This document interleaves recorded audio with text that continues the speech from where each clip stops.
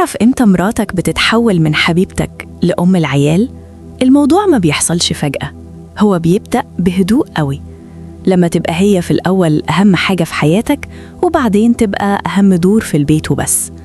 الأول كنت بتستنى صوتها وتسألها عن يومها وتزعل علشان زعلها، وبعد شوية بقيت بتسألها الأكل خلص؟ الولاد ناموا؟ الفاتورة اتدفعت؟ من غير ما تاخد بالك هي نفسها بقت في آخر الليستة. كل مرة تقول عادي على حاجة ضايقتها، جزء صغير جواها بيسكت. وكل مرة تتحط آخر الليستة بعد الشغل والعيال والضغوط، حتة منها بتبرد. هي ما بطلتش تحب، بس بطلت تحس إنها محبوبة.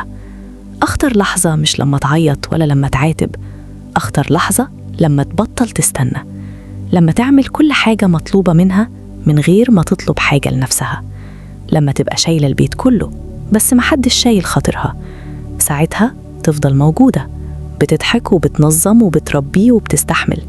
لكن الحبيبة اللي كانت بتنور المكان تنطفى واحدة واحدة وتتحول لست مسؤولة مش أنثى محبوبة. وساعتها السؤال ما يبقاش هي اتغيرت ليه، السؤال يبقى انت خسرتها امتى من غير ما تحس.